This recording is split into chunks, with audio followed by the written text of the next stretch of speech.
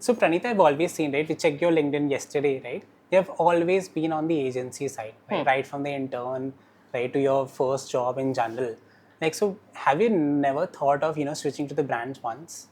So I have worked on the brand side. I think I chose the wrong brand to work on because I left it in 4 months. There wasn't much to do. So in agencies, everyone's trying to pull work because they want to work on, like, they want that work in their portfolio. On the brand side, everyone already has it in their resume that they've worked with XYZ company, right? So everyone's just trying to push work. They're just like, you do it, you do it, you do it. So I didn't really enjoy that atmosphere. And I wanted, like, I had the hunger of the agency life, so I wanted that to continue. So is it like, you're working on multiple projects at once? That was a drive?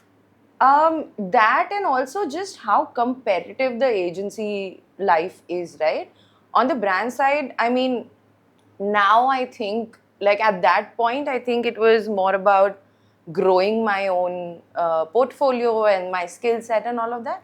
Now, if I were to go somewhere, I would go on the brand side. I mean, like, so you've been running an agency as well, right, for the last 4 years. Yeah. What is the typical maths of an agency should be, right? I mean, like, kya cost and cost revenue structure hona chahiye? So we generally keep it like 4x. If the cost is X, then at least 4x should be billed to the client to manage all the... And how do you manage the working capital? Like, for example, you're idly in a production, let's say if there is anything required, you pay some people in advance. Correct. Right? However, the payments in generally from the brand side are not always coming in like, Absolutely. in advance 100%. Absolutely. How do you manage that? How do you keep the runway going? So we always keep at least like between 3 to 5 months of the capital required in the agency bank balance, so that even if no client of ours pays for 4 months, we can still cover everyone's salaries. 4 months. 4 months. Fair enough. Generally, like, when do you suggest to have like a company registered? I mean, see, registration is just a very, like, I don't think that means anything. It's just when you're giving bills and everything, it just, when you're working with bigger clients specifically, that's when registrations become more necessary, because otherwise then your vendor registration and all of that becomes difficult. But otherwise, I don't really see the need of registering a company. I mean, it's more of an emotional thing rather than like a practical thing. I think for me, it's more of a perception building, right? For example, if you're running a company in general, right? I think no one pays to, let's say, to a name, right? They love to see their private limited. Yeah. In fact, we have seen, like, we have listed companies as well in our portfolio. The first, they have initially rejected us only. And then I told them, we are already registered, GST bas aayegi nahi wala hai, right, in general. Yeah. And then they considered it a little serious. So I think for me, it's more of a perception building, right? Of course, regulations to hai, GST karna hi karna padega. But I guess for us, it's a lot of majorly the criteria ke andar aa rahe hain na un companies ke. Otherwise, we get to all these people who are probably pay a comparatively low as compared to the big brands. So I have not had that experience. Maybe because of the personal brand, I think that could be it. But I've not had this experience in with myself where where we're being rejected for not being registered. So because even when I was working as a full-time freelancer, like tab to kuch bhi, there was absolutely nothing. They were really literally paying in my bank account, personal account. But I never saw any friction there. So makes sense, right? I mean, it's also about like whoever is building it. It's a personal brand makes favor for you, that works. I think one of the things I really wanted to ask you, right, is that like a lot of creators say that they don't want to run ads on their Instagram page, right? It reduces their reach, etc. What is your opinion on it? I don't think anyone should be scared of running ads on their account. It does affect your reach a little bit. But so for example, I'm not just a creator. I have a product to sell, right? I have workshops to sell. So if it's going to lead to a bigger, if any of my content is going to go to a bigger audience, that audience also then converts into leads for my workshops and batches and everything. I don't think there's a lot of shame attached to it. I think that's the bigger problem, that you've not grown organically that's the bigger problem that people face, but I don't see any problem doing it. Like, I would boost and I would talk about it any day. 100%, right? So I think, so I tell you, right? So when COVID hit, right, particularly, the reels came into the picture. Yeah. At that time, I mean, it makes sense to really have grow it organically in general. But, and some people have that luxury of also growing, like they have some serendipity or they are past, Correct. you know, followership, etc. Nikhil Kamat को नहीं जरूरत है अभी, you know, in particularly boost करने की. But I guess, you know, for a lot of people, right, it's very hard to grow on Instagram. Correct. Right. So I think I have no idea like why people like hesitate a bit, right? मतलब थोड़ा तो reach जाएगा ही जाएगा definitely. हाँ. But कितना ही जाएगा? And you can always cover it. Now, see, the thing is, numbers, like we can say as much as ki numbers vanity metrics होते हैं या जो भी. But when people are not just content creators, but they're looking to become influencers, those vanity metrics really matter. क्योंकि वो vanity metrics सही होगा तभी आपको brand collaborations आएंगे. That's when brands will work with you. That's when the money gets recovered. So there is a cycle to that money coming back to you. It's just that shame that you have to get away with saying, okay, I can boost and I don't have to be ashamed of. Makes sense. So what, like, let's go to the, I mean, execution part of it, right? The ads one. What exactly that you do? You boost it from your phone, you actually use an ad manager, go to the profile wala objective, what exactly that you do? So it depends on what kind of reel it is. If this is a reel that where I am talking about one of my workshops, then I do ads manager. But if I am just here to reach more people, then I just boost it from my Instagram account itself. अच्छा, so you don't do that कि आपका profile section पे वो चला जाएगा? No, that's what I do. So in boosting, while I'm boosting from Instagram itself, तो वो view profile पे जाता है. अच्छा. Like that is view profile. If I am doing workshops, तब I run it from ads manager और वहाँ पे फिर viewing the top mate link would be the objective. Take it the link clicks and the page links. Yeah. Right, fair enough. Right. So I think one of the things that I have like, which is, you know, so there used to be a time, right, which is the 3 years back then, which is like an influencer's content is like the best content. Like it's known for trust. Correct. However, after a lot of events like the Vault Money event, right, RBI regulations have come in, right, a lot of people have spoken about कि यार इनको genuinely like how can someone 23 years old who has just graduated from an MBA talking about marketing? Correct. Right. I mean, do you think that there is a change started happening, right, with respect to founders have started creating content?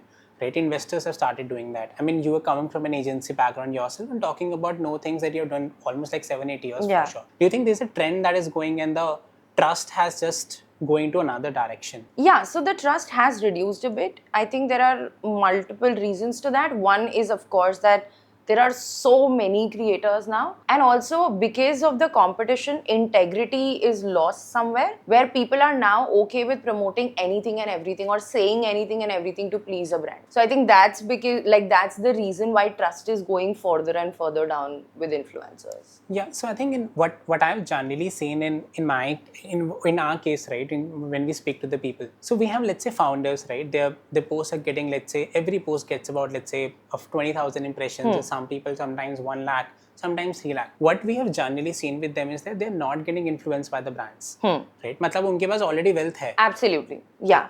तो उनके पास कोई incentive ही नहीं है तुम्हें गलत बताने का. Right? I think that has started happening. What we have seen that's why a lot of founders should build their personal brand. They are building it. Absolutely, and I also think people love if a company is being built, people love seeing the behind the scenes of that. Like, how is it being built? What is give me some gossip about it. Give me some behind the scenes. Like, how do you do X, Y, Z, right? I think people are really, really interested in that kind of content. So when a founder puts out that kind of content, they also get, that kind of response from the audience. 100%. So I think in our experience, right, with data point, I can tell you in general that we generally bucket a lot of things into 2-3 buckets. One is the informational content, right? किसी का fintech में या finance में, so they can do information. Correct. A lot of people want to do हमें बस ज्ञान बांटना है, right? Particularly, and we tell them that the reach that you're going to get, at least on LinkedIn, will be really half of what you can actually get while showing a story. Yeah. We have done a story recently for a founder. He did one post, 6,000 followers, कोई इतना ज़्यादा है भी नहीं on LinkedIn. His post got somewhere about 5.5 lakh reach, right? With just one post, right? And that was his story only, nothing informational and all.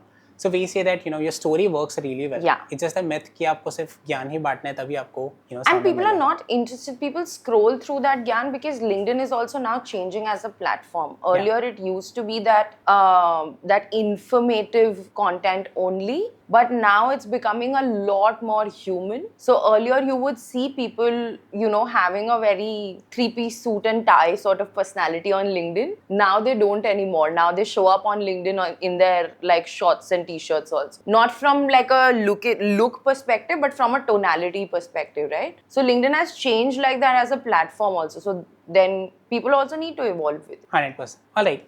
So I think on the influencers front, right? I think and you work with a lot of D2C brands. I have majorly only one experience working with a D2C brand, but what used to happen, right? Like a lot of in D2C, you take influencers reel and you use in performance marketing. Correct. Right? I think what I've generally see, it now cost a bomb. Right? मतलब literally लोग 1.5-2 लाख ले लेते हैं for media rights. I mean किसी ने सिखा दिया कि मीडिया राइट्स के भी ऐसे पैसे मिलते हैं तो ले लो. But what I have seen that the shift has started happening to the UGC content too, right? Which is a lesser paying content but works well. Correct. What is your take on it? I think that works really well. UGC works really well now also because influencer content has started becoming a little more plasticky. Yeah. Like you can see कि अच्छा this person has been paid. Whereas when UGC players are creating content, what is happening is they're so organic and new to this that they themselves look raw. Yeah. So that works better. But it's also video to video. Like we have seen a lot of influencer content also doing really, really, really well.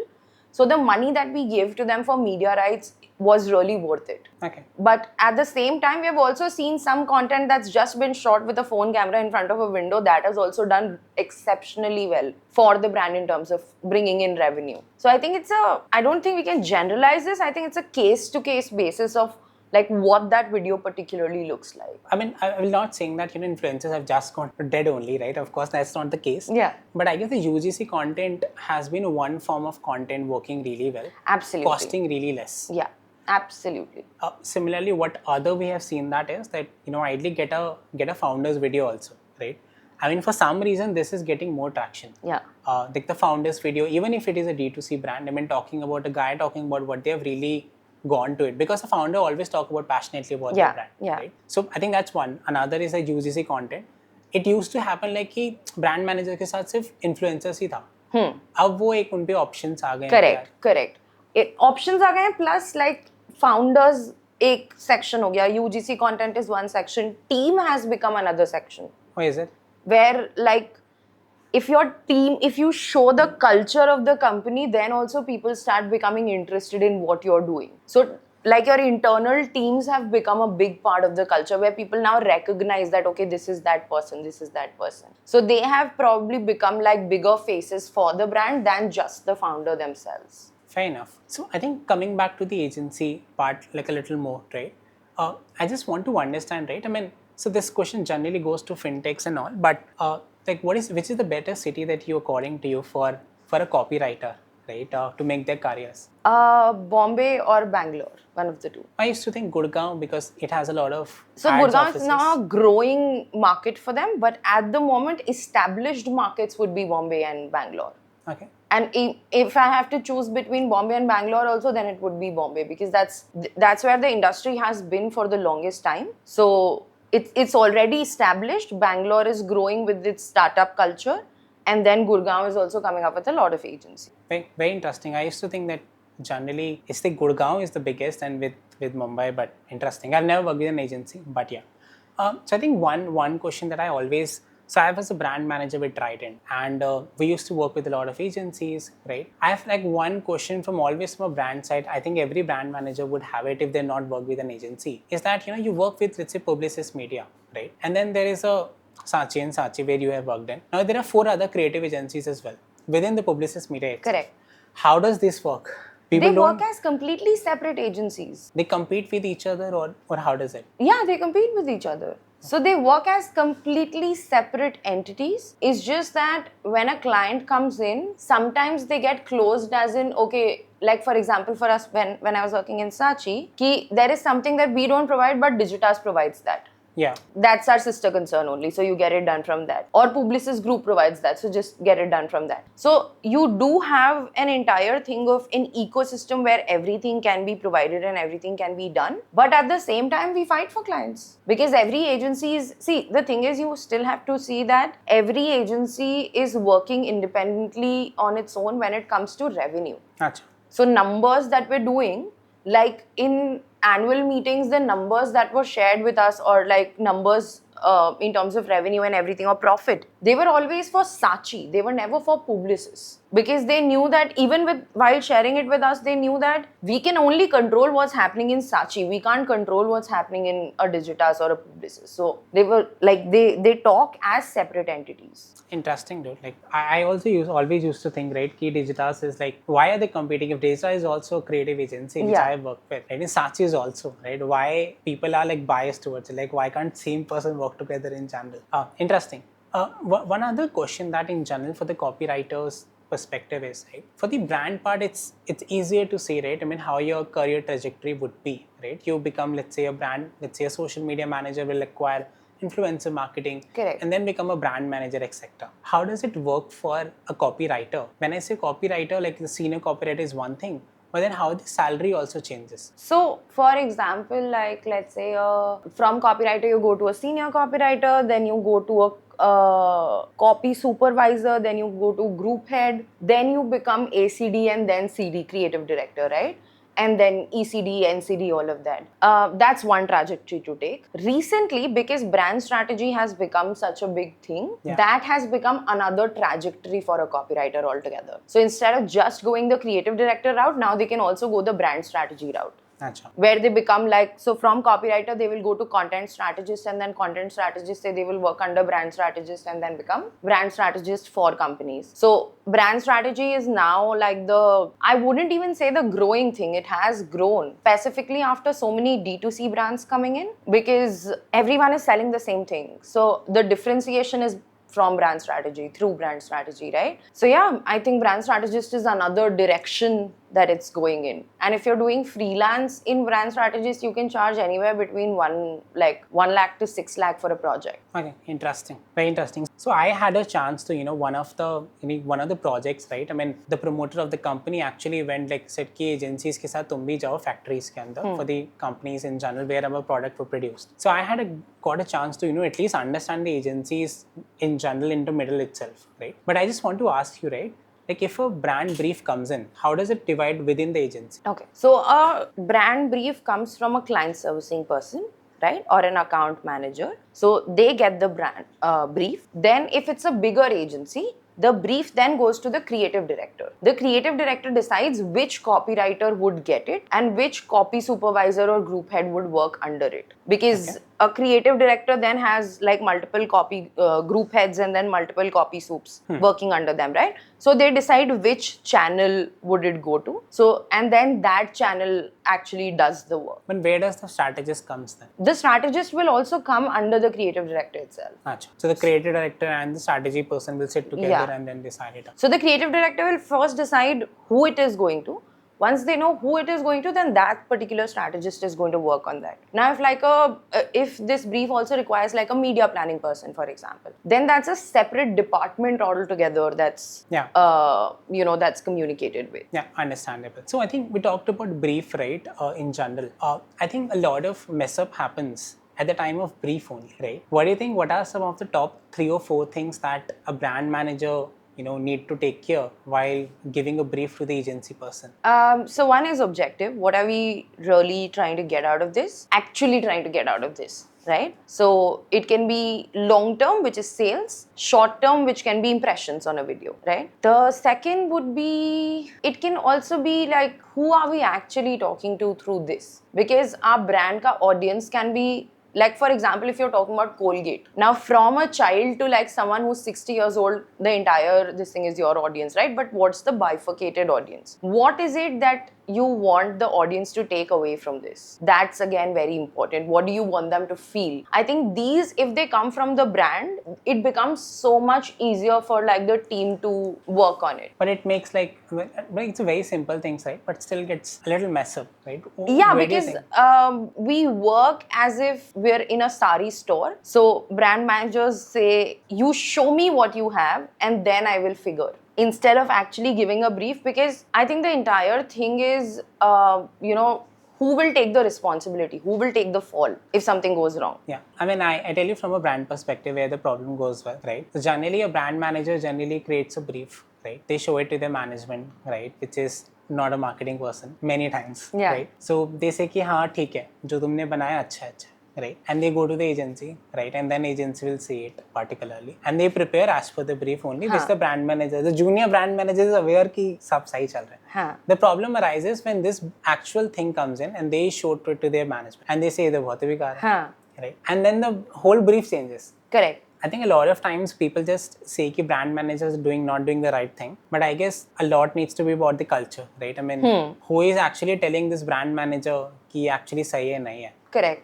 In my opinion, I have seen that a lot of CMOs, which generally gives the opinion, I think have not updated themselves to what is happening now. That's what I feel it. The salt and pepper thing is such a big problem in the industry, which is that what's working you do not really understand. And it flows down, right? So for example, I have to I have to impress my CEO or CMO, so I will do CGI because that's the in thing right now. But I'm not thinking of it from the perspective of what is it getting for the brand. I'm just not going there from a thought perspective. I'm going there from the perspective of ye naya chal raha hai, so this will impress the CMO, so let's do it. 100%, right? And they actually, and see the problem happens, right? They've done it as per what happens. But then when the results come in.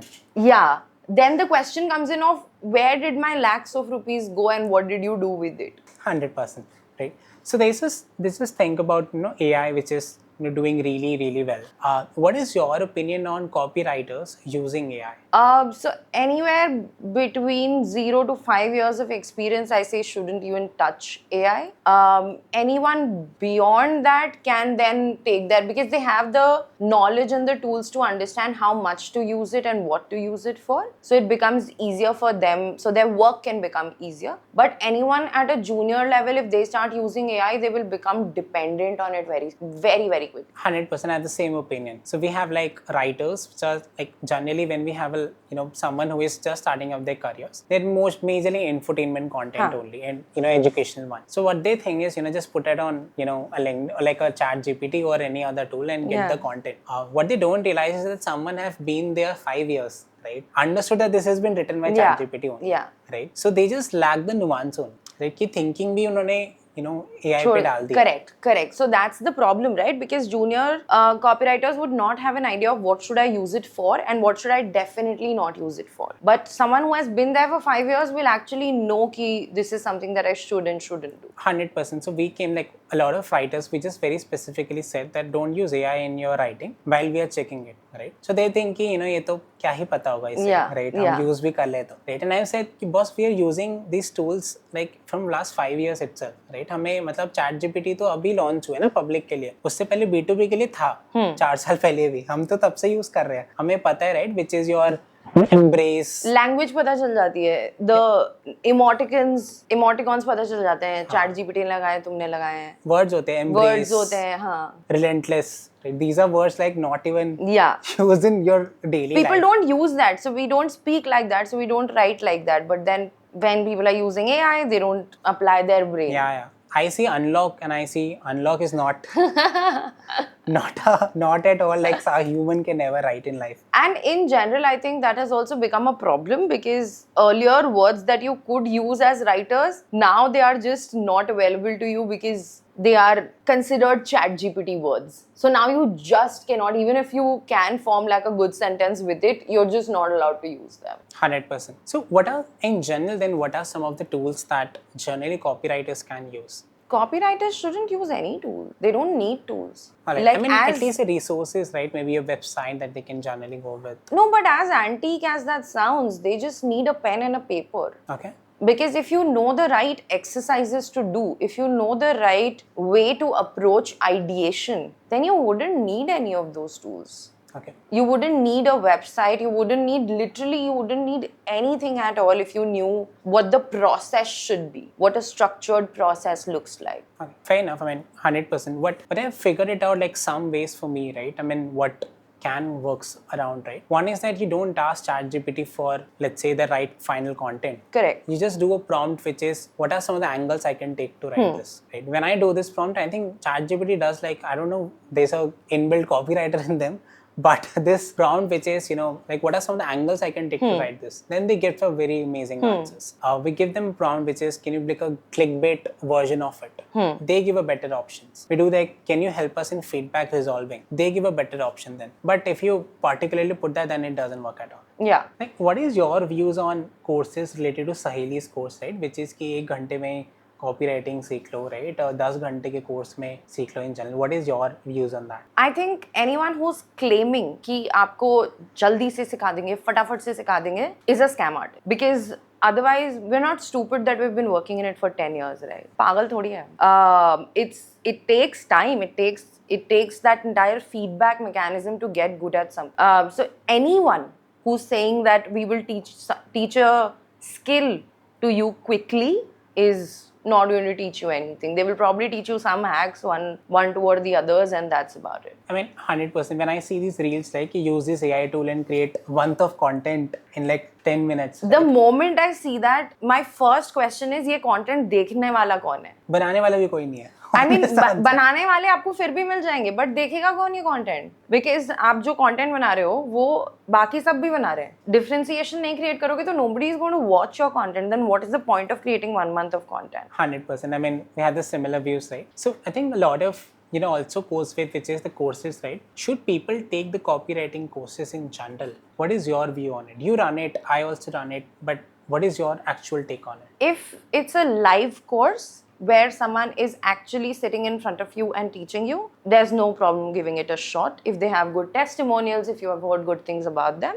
there's no problem giving it a shot. If it's a recorded course, absolutely do not go for it. Because teaching skill is basically, if it's a recorded course and you can't ask questions, you're not really learning anything. Because then you're just nodding to what someone is saying. Yeah. So I think one of the things that I got really excited by your content and some of the followers as well, which you have in general, is that you possibly just pick up the brand at the workshop itself. Yeah. Right. It's not कि मैं पहले से आपने एक plant करके बंदा रखा हुआ है, right? कि वो यही brand बोल देगा. And it's always be a very random stuff, and you do that whole thing of 1 hour, which is on that brand itself. Yeah. I think that is one of the USP you think that worked really well for you. I think it works really well. Also, people are involved in that process. Instead of just me choosing a brand and then me doing my own thing, when they are involved in that process, then it's a lot more interactive. They are also interested in, oh, are we doing like, I give this brand. So there's also this excitement of, oh, I did not get it this time, but next time I'll give a brand that she will take. So it keeps them engaged throughout.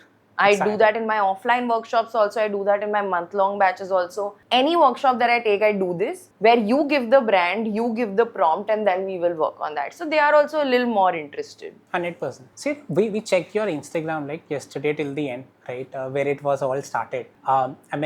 We see that, a lot of like 35 videos, in fact, at least 30 videos at least that we have seen, that did not get more than 2,000 or 3,000 views in general. Post that, it picked it up. We asked this same content creator every question. What is the one video that made you think like, this would work and actually just helped you up in your content creation journey? A lot of these videos which take a lot of effort, which you really think about and you feel like, okay, this is going to do something, never does anything. Videos which you make in like, okay, I'm just sitting here and what do? I'll just make a video and then that works. So it's very, I don't know, it's very unpredictable. So for example, I recently made a video about when a person should start freelancing full time, right? I got a lot of DMs about that. I got a lot of comments about how helpful it was and how it solved someone's problem and etc etc. But that video did not get the kind of views that it should have gotten. So it's very unpredictable. Like even when people are sharing it, people are commenting, people are saving, they're doing everything, but it's just not reaching. So I don't know. I mean, it's a little unpredictable and a little difficult to hack that entire system. I mean, 100%. Like whoever says that they know the hack of it, but they generally don't. There are definitely some guidelines that we have also figured it out कि यार मतलब इसके shorts ज़्यादा हैं तो controversial बोलते हैं, right? कि कुछ कंट्रोवर्शियल बोलोगे तो उसे कंपैरेटिवली ज़्यादा ट्रैक्शन जाता है, या आप किसी फेमस बंदे के साथ कुछ कर लो, right? That works really well. कुछ तो प्रूवन टेक्निक्स है, वो भी हर बार वर्क नहीं करती है.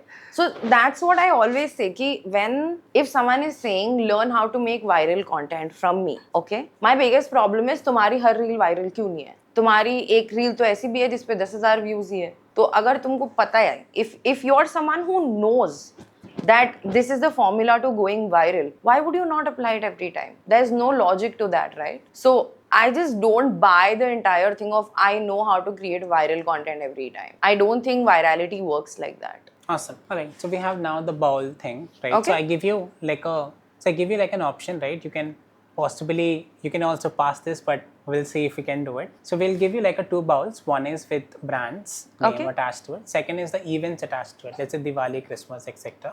We just want you to pick one randomly, right? And if you want to take as much as time, that's great. But whatever. But then you need to give us a 20-seconders a script for that the brand video, not a performance video, but a brand video on it. Works. All right. So both of them with you, right? You need to pick it one by one. Okay. So this says sugar. And there is an event attached to it. This says Christmas. So sugar and Christmas. Okay. Cosmetic brand, Christmas. I think if I were to do like a 20-seconder, it would be around how little kids, they steal their mom's makeup and they become very interested in, okay, how will this look on me? So maybe like sugar launching a complete children's kit, which is safe to use for them, even if like they eat it, it's not a problem. And the entire thing would be based around how that memory of everyone stealing their, because in women that's the like huge thing. So I think I would base it around that memory of children stealing their mother's makeup and now having something for themselves. Interesting. So you got it right. All right. So I think coming to the D2C brands that we have done, right? One quick question, right? Particularly that a lot of D2C brands face कि actually उन्हें कौन सा product promote करना चाहिए social media पे. उनके पास 10 categories हैं, right? और हर कैटेगरी में बहुत सारे प्रोडक्ट हैं, right? How do they really decide? I think it's only with testing and trying that you can send people to your website, send the right kind of audience to the website and just see the heat map of where are they stopping, where are they going to. I think only then you can decide what product should be your hero product. Okay, so I think there's a little myth associated, right? And I think that's a problem that a lot of founders and marketers may generally face, which is first is कि there's some product which gets them sales.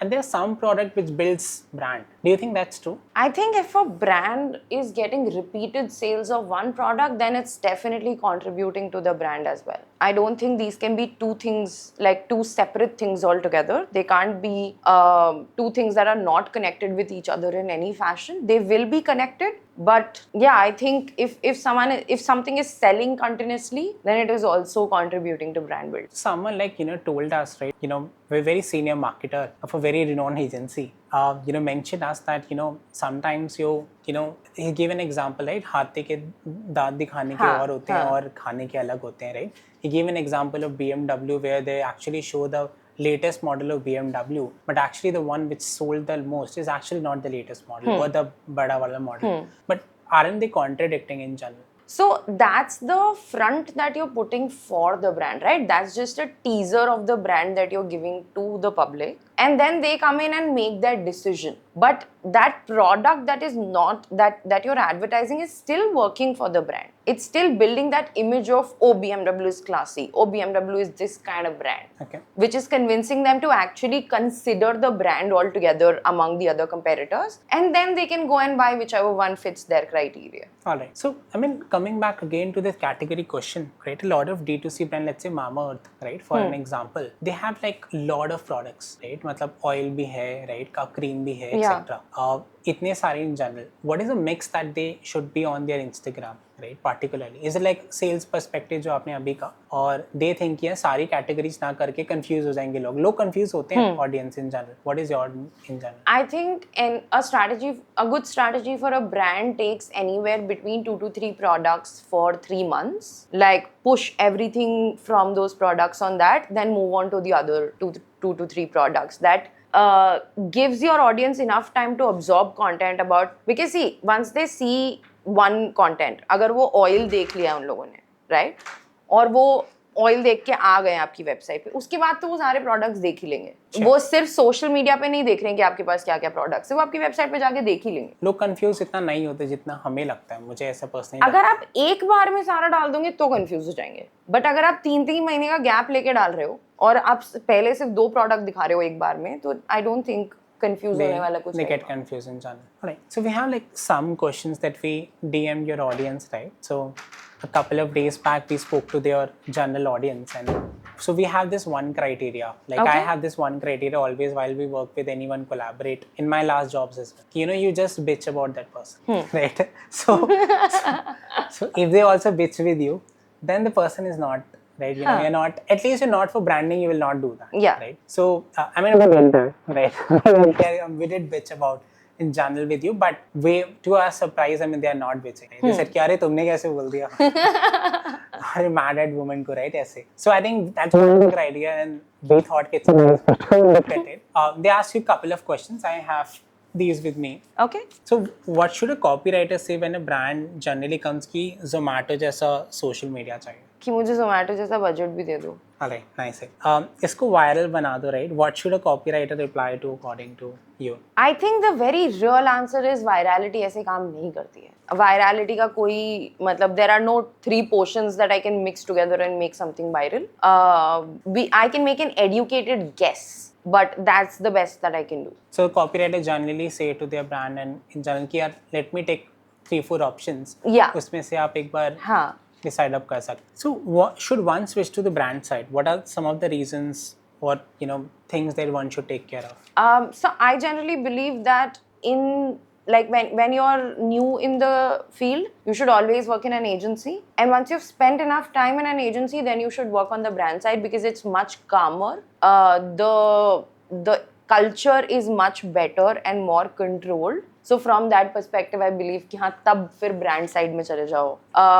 In an agency, you also get to experience working with different clients. तो अलग-अलग industries के लिए कैसे काम होता है, अलग-अलग तरह के clients के लिए कैसे लिखते हैं, you learn all of that, and then you apply that knowledge to one particular brand. Fair enough. I mean, similar view, right? I mean, if you're an agency, right, you get to know about, you build your network really fast. Yeah. Right, and then you work with a brand, and then वहाँ से पता लगता है. Correct. All right.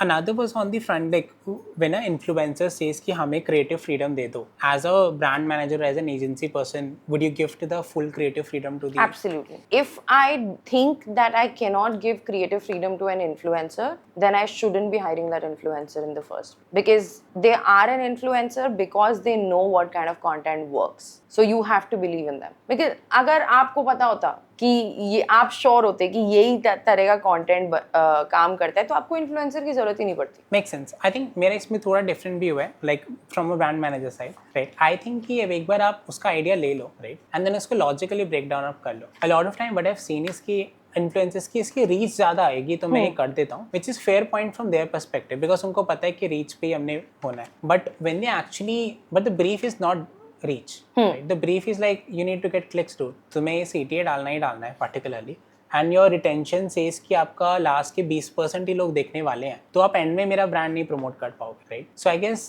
a brand manager can't just say कि नहीं तुम्हें पूरा का पूरा कर लो. I think they should first look at the data and just tell them, कभी-कभी educate भी कर देना चाहिए. That's what I feel.